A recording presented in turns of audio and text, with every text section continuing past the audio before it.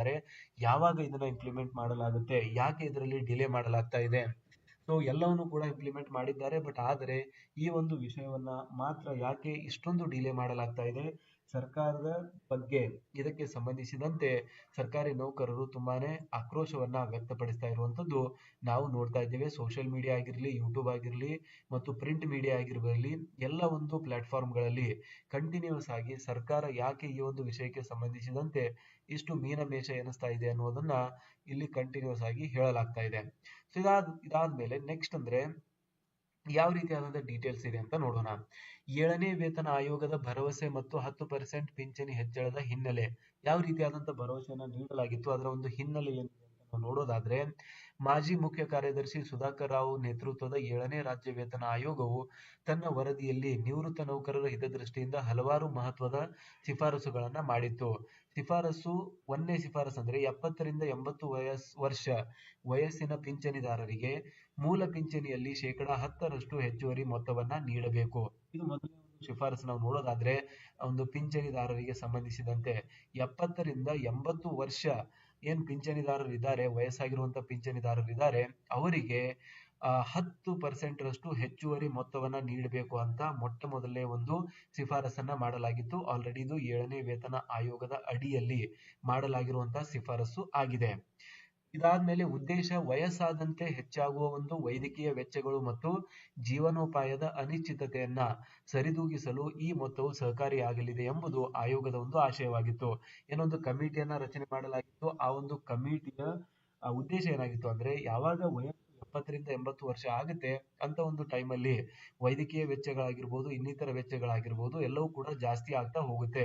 So ಆ ಎಲ್ಲಾ ಒಂದು ವಿಷಯಗಳನ್ನ ಸರಿದೂಗಿಸುವುದಕ್ಕಾಗಿ, ಆ ಒಂದು ವೆಚ್ಚಗಳನ್ನ ಸರಿದೂಗಿಸುವುದಕ್ಕಾಗಿ ಸರ್ಕಾರಿ ನೌಕರರಿಗೆ, ಎಸ್ಪೆಷಲಿ ಪಿಂಚಣಿದಾರರಿಗೆ, ಯಾರು 70 ರಿಂದ 80 ವರ್ಷ ವಯಸ್ಸನ್ನ ಹೊಂದಿರ್ತಾರೆ ಅಂತವರಿಗೆ ಹೆಚ್ಚಿನ ಒಂದು ಪಿಂಚಣಿಯನ್ನ 10% ಹೆಚ್ಚಿನ ಒಂದು ಪಿಂಚಣಿಯನ್ನ ನೀಡಬೇಕು ಅಂತ ಇಲ್ಲಿ ಸರ್ಕಾರಿ ನೌಕರರ ಒಂದು 7ನೇ ವೇತನ ಆಯೋಗದ ಅಪ್ಡೇಟ್ ಅಲ್ಲಿ ನೀಡಲಾಗಿತ್ತು. ಸೊ ಆ ಒಂದು ವರದಿಯಲ್ಲಿ ನೀವು ನೋಡಬಹುದು, ಇನ್ನೂ ಕೂಡ ವರದಿಯ ಒಂದು ಪುಸ್ತಕ ಅವೈಲೇಬಲ್ ಇದೆ.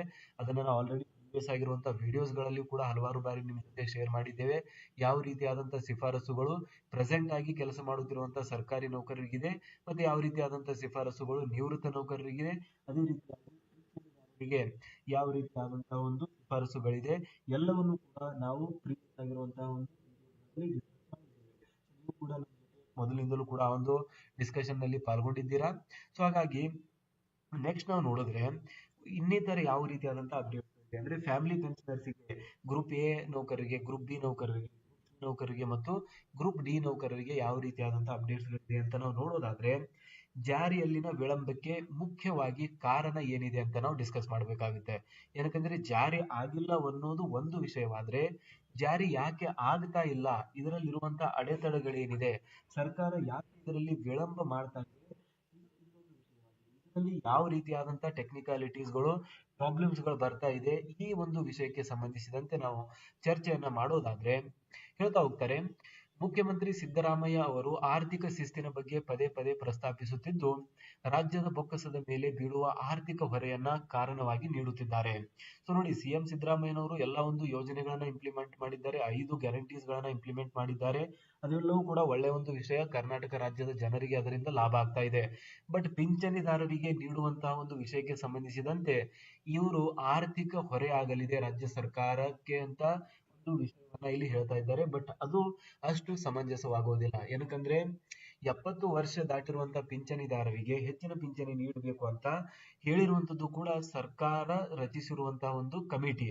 ಸೊ ಹಾಗಾದ್ರೆ ಸರ್ಕಾರ ರಚಿಸಿರುವಂತಹ ಒಂದು ಕಮಿಟಿನೇ ಯಾಕೆ ಈ ರೀತಿಯಾದಂತಹ ಒಂದು ರೀಸನ್ ಅನ್ನ ನೀಡ್ತಾ ಇದೆ, ಯಾಕೆ ಸಿದ್ದರಾಮಯ್ಯನವರು ಈ ರೀತಿಯಾದಂತಹ ರೀಸನ್ ನೀಡ್ತಾ ಇದ್ದಾರೆ ಆರ್ಥಿಕ ಹೊರೆಯದಂತ ಇಲ್ಲಿ ನಾವು ಪ್ರಶ್ನೆಯನ್ನ ಮಾಡಬಹುದಾಗಿದೆ. ಏನಕ್ಕಂದ್ರೆ ಸರ್ಕಾರ ಎಲ್ಲ ಕಡೆಯಿಂದಲೂ ಕೂಡ ಟ್ಯಾಕ್ಸ್ ಅನ್ನ ವಸೂಲಿ ಮಾಡುತ್ತೆ. ರಾಜ್ಯದಲ್ಲಿ ನಂಬರ್ 1 ಪೊಸಿಷನ್ ಅಲ್ಲಿ ಇರುವಂತದ್ದು ದೇಶದಲ್ಲಿ ಟ್ಯಾಕ್ಸ್ ವಸೂಲಿಯಲ್ಲಿ, GST ಕಲೆಕ್ಷನ್ ಅಲ್ಲಿ ಆಗಿರುವಂತದ್ದು. ಸೊ ಅತಿ ದೊಡ್ಡ 3ನೇ ಆರ್ಥಿಕತೆ ಆಗಿರುವಂತಹ ಕರ್ನಾಟಕ ರಾಜ್ಯದಲ್ಲಿ ಸುದೀರ್ಘವಾಗಿ 40-30 ವರ್ಷ ಸೇವೆ ಸಲ್ಲಿಸಿರುವಂತಹ ನಮ್ಮ ಒಂದು ರಾಜ್ಯ ಸರ್ಕಾರಿ ನೌಕರರಿಗೆ ಪಿಂಚಣಿಯಲ್ಲಿ ಹೆಚ್ಚಳ ಮಾಡೋದಕ್ಕೆ ಹಣ ಇಲ್ಲ ಅಂತಂದ್ರೆ ಇದು ಯಾವುದೇ ರೀತಿಯಾದಂತಹ ಕಾರಣ ಆಗೋದಿಲ್ಲ. ಇದು ಜಸ್ಟ್ ಇಂಪ್ಲಿಮೆಂಟ್ ಮಾಡದೇ ಇರೋದಕ್ಕೆ ಒಂದು ರೀಸನ್ ಕೊಟ್ಟಂಗ ಆಗುತ್ತೆ. ಬಟ್ ಇದು ಯಾವುದೇ ರೀತಿಯಾದಂತಹ ಸಮಂಜಸವಾಗಿರುವಂತಹ ಉತ್ತರ ಅಥವಾ ಸಮಂಜಸವಾಗಿರುವಂತಹ ಒಂದು ಹೇಳಿಕೆ ಆಗೋದಿಲ್ಲ. ಸೊ ಫರ್ದರ್ ನೀವು ನೋಡ್ತಾ ಇದ್ದೀರಾ, ಗ್ಯಾರಂಟಿ ಯೋಜನೆಗಳಿಂದಲೂ ಕೂಡ ಹೊರೆಯಾಗಿದೆ. ಸೊ 5 ಗ್ಯಾರಂಟೀಸ್ ಗಳನ್ನ ಇಂಪ್ಲಿಮೆಂಟ್ ಮಾಡಿದ್ದಾರೆ. ಅದರಲ್ಲಿ ತುಂಬಾನೇ ಹಣವನ್ನ ಕೂಡ ಇಲ್ಲಿ ಖರ್ಚು ಮಾಡಲಾಗ್ತಾ ಇದೆ. ಆ ಒಂದು ಗ್ಯಾರಂಟಿ ಯೋಜನೆಗಳಿಂದಲೂ ಕೂಡ ರಾಜ್ಯದಲ್ಲಿ ಹೊರೆಯಾಗ್ತಾ ಇರುವಂತದ್ದು. ರಾಜ್ಯ ಸರ್ಕಾರದ ಪಂಚ ಗ್ಯಾರಂಟಿ ಯೋಜನೆಗಳಿಗೆ ವಾರ್ಷಿಕ ಸುಮಾರು 60,000 ಕೋಟಿ ರೂಪಾಯಿಗಳಿಗೂ ಹೆಚ್ಚು ಹಣ ಬೇಕಾಗಿದೆ. ಇದರಿಂದಾಗಿ ವೇತನ ಆಯೋಗದ ಎಲ್ಲಾ ಶಿಫಾರಸುಗಳನ್ನ ಒಟ್ಟಿಗೆ ಜಾರಿಗೊಳಿಸಲು ಸರ್ಕಾರ ಮೀನಮೇಷ ಅಂತ ಹೇಳಲಾಗ್ತಾ ಇದೆ. ನೋಡಿ, 7ನೇ ವೇತನ ಆಯೋಗ ನೀಡಿರುವಂತಹ ಶಿಫಾರಸುಗಳಲ್ಲಿ ಕೆಲವೊಂದಿಷ್ಟನ್ನ ಇಂಪ್ಲಿಮೆಂಟ್ ಮಾಡಿದ್ದಾರೆ, ಕೆಲವೊಂದಿಷ್ಟನ್ನ ಪೆಂಡಿಂಗ್ ಉಳಿಸಿದ್ದಾರೆ. ಅದರಲ್ಲಿಯೂ ಪಿಂಚಣಿದಾರರ ವಿಷಯಕ್ಕೆ ಸಂಬಂಧಿಸಿದಂತೆ ಇದನ್ನ ಮೀನಮೇಷ ಎನಿಸ್ತಾ ಇರುವಂತದ್ದು ಇಲ್ಲಿ ನಾವು ನೋಡ್ತಾ ಇದ್ದೀರಾ. ಇನ್ನೂ ಕೂಡ ಅದನ್ನ ಇಂಪ್ಲಿಮೆಂಟ್ ಮಾಡದೇ ಇರುವಂತದ್ದು ನಿಜಕ್ಕೂ ಕೂಡ ಕ್ಲಿಷ್ಟಕರ ವಿಷಯವಾಗಿದೆ. ಇದಾದ್ಮೇಲೆ ಆರ್ಥಿಕ ಇಲಾಖೆಯ ತಾಂತ್ರಿಕತೆಯೂ ಕೂಡ ಒಂದು ರೀಸನ್ ಇದೆ ಅಂತ ಹೇಳ್ತಿದ್ದಾರೆ. ಸೊ ಹಾಗಾದ್ರೆ ಆರ್ಥಿಕ ಇಲಾಖೆಯ ತಾಂತ್ರಿಕತೆಯಲ್ಲಿ ಯಾವ ರೀತಿಯಾದಂತಹ ವಿಷಯ ಇದೆ, ಅಲ್ಲಿ ಯಾವ ರೀತಿಯಾದಂತಹ ಪ್ರಾಬ್ಲಮ್ಸ್ ಗಳಿದೆ ಅಂತ ನೋಡೋದಾದ್ರೆ, ವೇತನ ಪರಿಷ್ಕರಣೆಯಿಂದ ಈಗಾಗಲೇ ಸರ್ಕಾರದ ಮೇಲೆ ವಾರ್ಷಿಕ 20,208 ಕೋಟಿ ರೂಪಾಯಿಗಳಷ್ಟು ಹೆಚ್ಚುವರಿ ಹೊರೆ ಬಿದ್ದಿದೆ. ಈ ನಡುವೆ ಹೆಚ್ಚುವರಿ ಪಿಂಚಣಿ ನೀಡಲು ಹಣಕಾಸಿನ ಸಂಪನ್ಮೂಲಗಳ ಕ್ರೋಢೀಕರಣ ಸವಾಲಿದೆ ಎಂದು ಸರ್ಕಾರ ಹೇಳುತ್ತಿದೆ. ಸೊ ಏನು, ಈ ಆಲ್ರೆಡಿ 7ನೇ ವೇತನ ಆಯೋಗನ ಇಂಪ್ಲಿಮೆಂಟ್ ಮಾಡಿದ್ದಾರೆ. ಇದರಿಂದ ಸರ್ಕಾರಕ್ಕೆ ಒಂದು ವರ್ಷಕ್ಕೆ ಬರೋಬ್ಬರಿ 20,000 ಕೋಟಿ ರೂಪಾಯಿಯಷ್ಟು ಹೆಚ್ಚುವರಿ ಹೊರೆ ಆಲ್ರೆಡಿ ಬೀಳ್ತಾ ಇದೆ ಅಂತ ಹೇಳ್ತಿದ್ದಾರೆ. ಸೊ ಈ ಒಂದು ಹೊರೆಯಿಂದಾಗಿ ರಾಜ್ಯದಲ್ಲಿ ಸರ್ಕಾರಿ ನೌಕರರಿಗೆ ಏನು ಹೆಚ್ಚುವರಿ ಪಿಂಚಣಿಯನ್ನ ನೀಡಬೇಕಾಗಿರುವಂತಿದೆ, ಆ ಒಂದು ಇಂಪ್ಲಿಮೆಂಟೇಷನ್ ನಲ್ಲಿ ಆರ್ಥಿಕ ಇಲಾಖೆಯ ಕಡೆಯಿಂದ ದೋಷ ಆಗ್ತಾ ಇದೆ ಅಂತ ಹೇಳ್ಬೋದು. ಆರ್ಥಿಕ ಇಲಾಖೆಯ ಕಡೆಯಿಂದ ಕ್ಲಿಯರೆನ್ಸ್ ಸಿಗ್ತಾ ಇಲ್ಲ ಅಂತಾನೆ ಹೇಳ್ಬೋದಾಗಿದೆ. ಸೊ ಆರ್ಥಿಕ ಇಲಾಖೆ ಏನ್ ಕ್ಲಿಯರೆನ್ಸ್ ಕೊಡಬೇಕಾಗಿತ್ತು, ಆ ಒಂದು ಕ್ಲಿಯರೆನ್ಸ್ ನೀಡದೇ ಇರೋದ್ರಿಂದ ಇಲ್ಲಿ ಡಿಲೇಸ್ ಗಳು ಆಗ್ತಾ ಇದೆ ಅಂತ ಕೂಡ ಇಲ್ಲಿ ಹೇಳಲಾಗ್ತಾ ಇದೆ. ಸೊ ಅದ್ರ ಜೊತೆಗೇನೆ ನಾವು ನೆಕ್ಸ್ಟ್ ನೋಡ್ತಾ ಹೋದ್ರೆ, CS ಷಡಕ್ಷರಿ ಅವರ ಹೋರಾಟ ಮತ್ತು ರಾಜ್ಯ ಸರ್ಕಾರಿ ನೌಕರರ ಸಂಘದ ಪಾತ್ರ. ಸೊ ಬೇಸಿಕಲಿ ನಮ್ಗೆಲ್ಲರೂ ಕೂಡ ಗೊತ್ತು, CS ಷಡಕ್ಷರಿ ಅವರು ಯಾವಾಗಿಂದ ಕರ್ನಾಟಕ ರಾಜ್ಯ ಸರ್ಕಾರಿ ನೌಕರರ ಸಂಘದ ಅಧ್ಯಕ್ಷರಾಗಿ ಪದಾಧಿಕಾರಿಯಾಗಿ ಒಂದು ತಮ್ಮ ಹುದ್ದೆಯನ್ನು ಅಲಂಕರಿಸಿದ್ದಾರೆ. ಆವಾಗಿನಿಂದ 7ನೇ ವೇತನ ಆಯೋಗ ಆಗಿರ್ಬೋದು, DA ಹೈಕ್ಗಳಾಗಿರ್ಬೋದು, ಅಂಡ್ ಹೆಣ್ಮಕ್ಳಿಗೆ ಅಂದ್ರೆ ಫಿಮೇಲ್ ವರ್ಕರ್ಸ್ಗೆ ಒಂದು ರಜೆಗಳಾಗಿರ್ಬೋದು, ಮೆಟರ್ನಿಟಿ ಲೀವ್ಸ್ ಗಳಾಗಿರ್ಬೋದು, ಪ್ಯಾಟರ್ನಿಟಿ ಲೀವ್ಸ್ ಗಳಾಗಿರ್ಬೋದು, ಕೇಂದ್ರ ಸರ್ಕಾರಕ್ಕೆ ಸರಿ ಸಮಾನವಾಗಿರುವಂತಹ ವೇತನ ಆಗಿರ್ಬೋದು, EL ಎನ್ಕ್ಯಾಶ್ಮೆಂಟ್ ಆಗಿರ್ಬೋದು. ಸೊ ಈ ರೀತಿಯಾದಂತಹ ಹಲವಾರು ಯೋಜನೆಗಳನ್ನ ಇಂಪ್ಲಿಮೆಂಟ್ ಮಾಡಿಸ್ತಾನೆ ಬಂದಿದ್ದಾರೆ.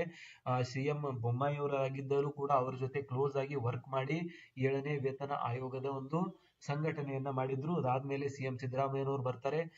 ಅಲ್ಲಿಯೂ ಕೂಡ ಅರಮನೆ ಮೈದಾನದಲ್ಲಿ ಒಂದು ಬೃಹತ್ ಆಗಿರುವಂತಹ ಸಮಾವೇಶವನ್ನ ಮಾಡ್ತಾರೆ. 3 ಲಕ್ಷ ಸರ್ಕಾರಿ ನೌಕರರು ಬೃಹತ್ ಸಮಾವೇಶವನ್ನ ಮಾಡಿ ಸರ್ಕಾರಕ್ಕೆ ಒಂದು ಎಚ್ಚರಿಕೆಯ ಗಂಟೆಯನ್ನ ನೀಡ್ತಾರೆ. ನೀವು 7ನೇ ವೇತನ ಆಯೋಗವನ್ನ ತಕ್ಷಣದಿಂದ ಜಾರಿ ಮಾಡದೆ ಹೋದ್ರೆ ಕರ್ನಾಟಕವನ್ನ ಬಂದ್ ಮಾಡಿ ನಾವು ಹೋರಾಟವನ್ನ ಮಾಡಬೇಕಾಗುತ್ತೆ. ಅದಾದ ಮೇಲೂ ಕೂಡ ನೀವು ಒಪ್ಪದೇ ಇದ್ದರೆ ಕರ್ನಾಟಕದಲ್ಲಿ ಪೆನ್ ಡೌನ್ ಚಳವಳಿಯನ್ನ ನಾವು ಇಂಪ್ಲಿಮೆಂಟ್ ಮಾಡಿ ಯಾವುದೇ ಸರ್ಕಾರಿ ನೌಕರರು ತಮ್ಮ ಒಂದು ಕರ್ತವ್ಯಕ್ಕೆ ಹಾಜರಾಗದೇ ಇರುವಂತಹ ಒಂದು ಘೋಷಣೆಯನ್ನ ಕೂಡ ಮಾಡ್ತಾರೆ. ಅಂಡ್ ಈ ಎಲ್ಲ ಒಂದು ವಿಷಯಗಳನ್ನ ಗಮನದಲ್ಲಿಟ್ಟುಕೊಂಡು ಸರ್ಕಾರವು ಕೂಡ ಈ ಒಂದು ಸರ್ಕಾರಿ ನೌಕರರ ಸಂಘದ ಬೃಹತ್ ಪವರ್ ಅನ್ನ ತಿಳಿದುಕೊಂಡು 7ನೇ ವೇತನ ಆಯೋಗವನ್ನ ಇಂಪ್ಲಿಮೆಂಟ್ ಮಾಡೋದಕ್ಕೆ ಸಜ್ಜಾಗ್ತದೆ. ಮತ್ತು ಬಜೆಟ್ ನಲ್ಲಿ ಹಣವನ್ನ ಕೂಡ ಕ್ರೋಢೀಕರಿಸಿ ಎಲ್ಲವನ್ನೂ ಕೂಡ ಮಾಡಿ 7ನೇ ವೇತನ ಆಯೋಗವನ್ನ ಸರ್ಕಾರಿ ನೌಕರರ ಅಕೌಂಟ್ಗೆ ಫೈನಲಿ ಮುಟ್ಟುವಂತೆ ಮಾಡ್ತಾರೆ. ಇದರ ನಡುವೆ 20% ಇಂಟ್ರಿಮ್ ರಿಲೀಫ್ ಅನ್ನ ಕೂಡ ನೀಡಲಾಗಿರುತ್ತೆ. ಸೊ ಎಲ್ಲವೂ ಕೂಡ ನೋಡಿದ್ದೀವಿ. ಸೊ ಹಾಗಾಗಿ ಸರ್ಕಾರಿ ನೌಕರರ ಸಂಘದ ಅಧ್ಯಕ್ಷರಾಗಿರುವಂತಹ CS ಷಡಕ್ಷರಿ ಅವರ ಒಂದು ಕಾರ್ಯವೈಖರಿಯ ಬಗ್ಗೆ ಯಾವುದೇ ರೀತಿಯಾದಂತಹ ಅನುಮಾನ ಇಲ್ಲ. ಮೊದಲು ಕೂಡ ಒಳ್ಳೆಯ ಒಂದು ಕೆಲಸಗಳನ್ನ ಮಾಡ್ತಾನೆ ಬಂದಿದ್ದಾರೆ, ಮುಂದೆ ಕೂಡ ಮಾಡ್ತಾರೆ ಅಂತ ಇದೆ. ಬಟ್ ಆ ಒಂದು ನಿಟ್ಟಿನಲ್ಲಿ ಎಲ್ಲೋ ಒಂದು ಸರ್ಕಾರಿ ನೌಕರರು ಕೇಳ್ತಾ ಇರುವಂತದ್ದು, ಇಷ್ಟೆಲ್ಲಾ ವರ್ಕ್ ಅನ್ನ ಮಾಡಿದ್ದೀರಾ, ಇಷ್ಟೆಲ್ಲಾ ಒಂದು ಒಳ್ಳೆಯ ಕೆಲಸವನ್ನ ಮಾಡಿದ್ದೀರಾ, ಆದರೆ ನಮ್ಮ ಒಂದು ಪಿಂಚಣಿದಾರರ ವಿಷಯಕ್ಕೆ ಬಂದಾಗ ಯಾಕೆ ಇಷ್ಟು ವಿಳಂಬವನ್ನ ಮಾಡಲಾಗ್ತಾ ಇದೆ, ಯಾಕೆ ಇದ್ರ ಮೇಲೆ ಅಗ್ರೆಸಿವ್ ಸ್ಟೆಪ್ಸ್